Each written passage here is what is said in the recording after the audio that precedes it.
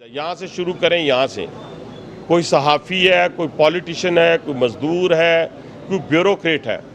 और मैं तो कहूँगा, पता नहीं इस बात से बहुत सारे लोग बुरा मना जाएंगे, ये जो ड्यूल नेशनल हम अपने आप को कहते हैं और फिर मजदूरियाँ करते हैं, नौकरियाँ करते हैं, तो वो उसको मैं हाफ कुक कह सकता हूँ, पाकिस्तानी हाफ कुक। उसकी बुनियादी वजह ये है कि स्टेक्स जो हैं वो फिर हमारे तकसीम हो जाते हैं। क्या है, ठीक है जी, रिटायरमेंट के बाद हम कहाँ चले जाएंगे जी, फ़लाँ मुल्क चले जाएंगे, फ़लाँ मुल्क चले जाएंगे। उसको इस पाकिस्तान से उतनी मोहब्बत करनी चाहिए, प्यार करना चाहिए कि वो अपनी बेहतरीन सर्विसेज यहाँ दें। उसका आधा दिमाग अगर ये होगा कि आधे पैसे मैंने बाहर लेके जाने हैं और आधे पाकिस्तान में रखने हैं और फिर उसके बाद सारे ले जाने हैं और अपने बच्चों को भी वहीं ले जाना है, तो मेरा ख्याल है कि हमें इस पर ज़रा नज़रसानी करनी चाहिए। हमें देखना चाहिए कि पूरे पाकिस्तान के अंदर जो भी जिस कैटेगरी में भी कोई आता है, जिस कैटेगरी में, मैं एक एक का नाम नहीं लूँगा, हमें उसका इजहार करने के लिए चाहिए कि हम पूरा वक्त पाकिस्तान को दें, पूरी सलाहियतें पाकिस्तान को हम उठाएंगे। आप जहां मर्जी चले जाएं, जितना मर्जी पैसा लेके चले जाएं, लेकिन वहां पे आपकी हैसियत सेकंड ग्रेड नहीं, थर्ड ग्रेड की होती है शहरी की हैसियत से। आज इस पाकिस्तान को जिन खतरात को कल भी मैंने निशानदेही की, लेकिन उससे हटकर, उन बातों से हटकर चंद गुजारिशात मैं फिर करना चाहूँगा कि इस पाकिस्तान की हिफाजत के लिए हमने सब ने कमर बस्ता होना है। हमारी हुकूमत ने फैसला कर लिया है। जैसे आज आप देखें कि वज़ीर-ए-आज़म पाकिस्तान के मेहनत के नतीजे में बहुत सारी दुनिया पाकिस्तान का रुख कर रही है। कल मैं एक सुन रहा था कि 70 अरब डॉलर की कोई फॉरेनर बैठा हुआ था टीवी पे, मुझे नाम याद नहीं है, उसने कहा 70 अरब डॉलर के मिनरल्स जो हैं वो हम सिर्फ मिनरल्स की हद तक, अब पेट्रोलियम के ज़खायर निकल रहे हैं और जिसमें गैस भी है, जिसमें पेट्रोल भी है, इस तरह निकालने के लिए वो कहते हैं जी, कुछ लोग कहते हैं जी कि हमारी मादनियात में नज़र है जी, फलां के हमारे पोर्ट में नज़र है। भी ग्वादर पोर्ट के बारे में सारी दुनिया को मालूम है, ग्वादर पोर्ट किसी के बाप दादा की नहीं है। ग्वादर पोर्ट पाकिस्तान की है, जो 1958 में हमने पैसे दे के ख़रीदी है, ओमान से हमने पैसा दिया है। तो बात वो करें, ये कहें कि पाकिस्तान हमारे बाप दादा का है, ये ना कि कोई के जनाब साहब गंदम मेरे बाप दादा ने उगाई है, कोई के मदनियात मेरे बाप दादा ने उगाई है। ये इनसे निकलें। ये जो पख्तून है, बहादुर पख्तून, दलेर पख्तून, ये वो था जिसने मिलकर, हम सब ने मिलकर, कश्मीरियों ने मिलकर कश्मीर जो इस वक्त आपके पास है वो हिंदुस्तान से लिया था। इसी तरीके से वो बलोच है जिसने बुनियाद रखी थी पाकिस्तान की, पहली असम्बली थी जिसने करारदाद पास की थी। सिंध के अंदर, पंजाब के अंदर वो लोग आए जो हिजरत करके अपनी माओ बहनों कुर्बानियाँ दे के आए, जिसने अपनी बहुत सारी सर्विसेज वहाँ पे छोड़कर अपनी इज्जत, जान और माल की कुर्बानी देकर कराची में आके बसे। ये पूरा पाकिस्तान एक खूबसूरत पाकिस्तान है।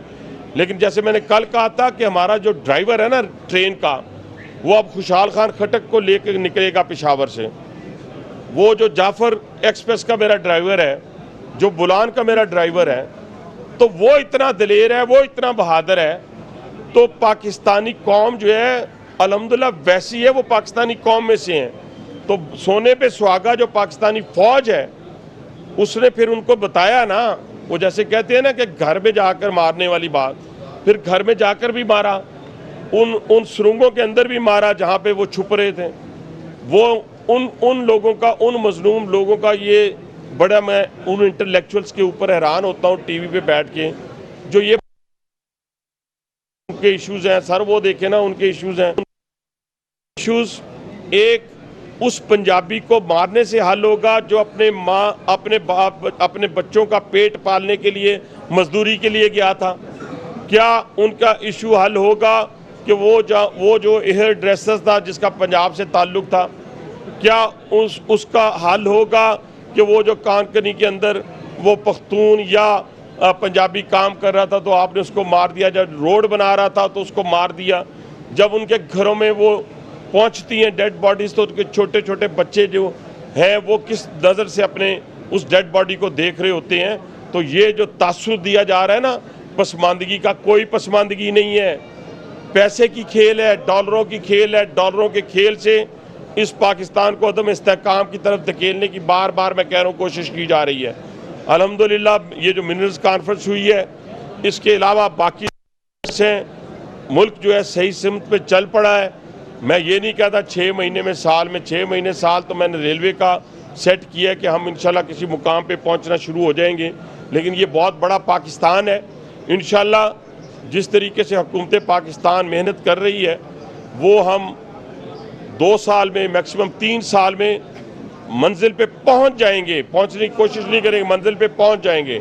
और इस पाकिस्तान के बदख्वाहों को इंशाल्लाह ताला हम इबरतनाक अंजाम से दोचार करेंगे और अपनी पूरी पाकिस्तानी कौम के साथ, वो जिस रंग, जिस नस्ल, जिस बरादरी से होंगे, हम इंशाल्लाह ताला उनके साथ खड़े होकर उनके मसाइल को हल करने की कोशिश करेंगे।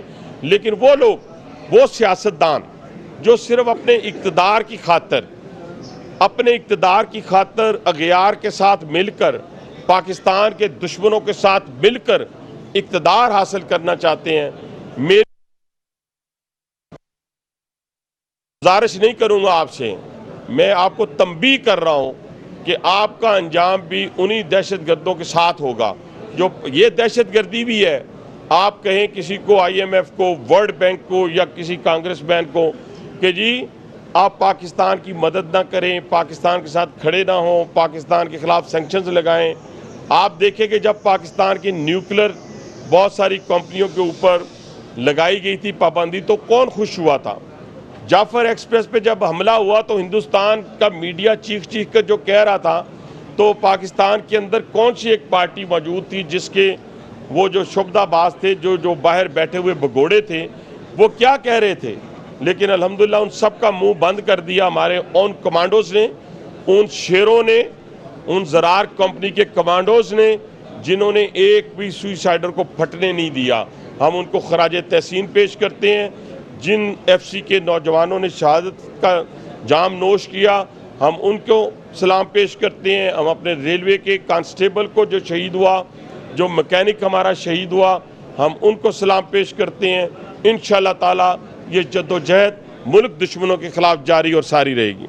अच्छा, अभी आपने फरमाया है कि जो लोग बाहर चले जाते हैं, अपना पैसा लेकर चले जाते हैं, उन्हें पाकिस्तान में अपनी सर्विसेज देना चाहिए, तो क्या हसन और हुसैन भी ब्रिटिश नेशनल हैं, उनको भी ये मशवरा है या सिर्फ मजदूरों को मशवरा है? देखिए, एक होता है सर्कमस्टांसेस, क्या है, एक आप कहते हैं कि तुम्हें मुल्क में रहने नहीं देना, एक है कि आप अपनी मर्जी से जाते हैं। ठीक है, जब आप धकेलते हैं, इक़्तिदार से अलहदा करते हैं। आज 2017 में अगर मियां नवाज शरीफ की हुकूमत को ख़त्म ना किया जाता, तो आप क्या 2017 में जब मियां नवाज शरीफ की हुकूमत को ख़त्म किया गया, दहशतगर्दी थी, बेरोज़गारी थी, क्या उस वक़्त सी पैक अरूज पे नहीं था? पेट्रोल की कीमत क्या थी? डॉलर की कीमत क्या थी?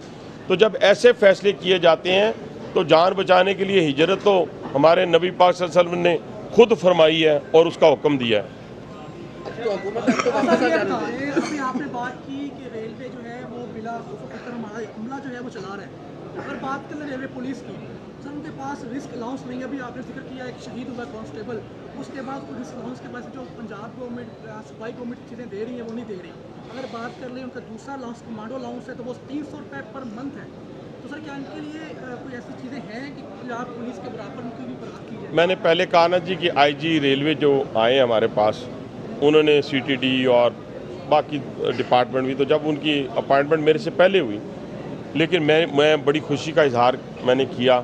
और ये सारी चीज़ें एक एक चीज़ ये भी है, लेकिन इसके साथ साथ ये भी है कि रेलवे पुलिस की करप्शन और रेलवे पुलिस की सरपरस्ती में स्मगलिंग और रेलवे पुलिस की सरपरस्ती में चोरी, ये भी है ना साथ। हमने इसको एड्रेस करना है और फिर साथ साथ उनको ये, उसके लिए 500 बंदों की रिक्रूटमेंट हो गई, जिसके ऊपर किसी ने कोई सिफारिश नहीं की। उसके बाद 1000 बंदों की रिक्रूटमेंट, उसके बाद उनका एक जो ग्रेड का इशू था, उसको अभी भी मेरा ख्याल है वो इंशाल्लाह हल हो जाएगा। वो बराबर कर दिया हमने, पंजाब पुलिस के बराबर कर दिया। उनका इंफ्रास्ट्रक्चर जो है उसके लिए पैकेज बन गया। बाकी सेफ्टी के जो मेजर्स लेने होते हैं, उसके लिए जो वेपन्स हैं आपके पास, जो आपकी बाकी लॉजिस्टिक हैं जिसके अंदर स्कैनर्स हैं या डिटेक्टर्स हैं या जो जो रिक्वायरमेंट है उसका एक पैकेज बना लिया गया है जो लोड हो गया अपलोड हो गया है और हम PSDP में लेके जा रहे हैं ताकि ये सारी चीज़ें देकर फिर उनसे तकादा करें कि ये चीज़ें होंगी तो हम उसकी अकाउंटेबिलिटी करें।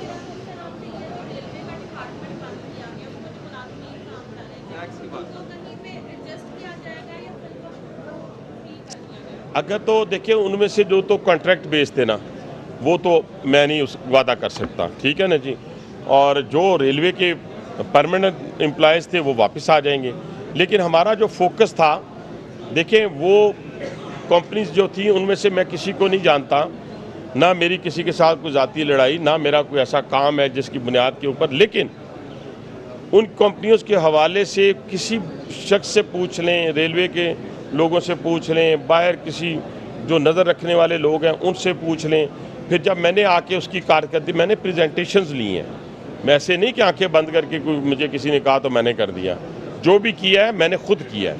और उससे रेलवे को सिर्फ मैंने आपको कल बताया था 1.5 अरब रुपए का सैलरीज की मद में सालाना, लेकिन जो वहाँ पे करप्शन हुई है या नहीं हुई मुझे तो नहीं पता, उसके लिए हमने स्पेशल ऑडिटर जनरल पाकिस्तान को मैंने खुद फ़ोन किया और मैंने कहा सर इसका ऑडिट करें, अगर वो ऑडिट में साफ़ सुथरे निकलते हैं तो सलूट करेंगे, बहाल तो फिर भी नहीं होना क्योंकि हमने वो 1.5 अरब बचाया।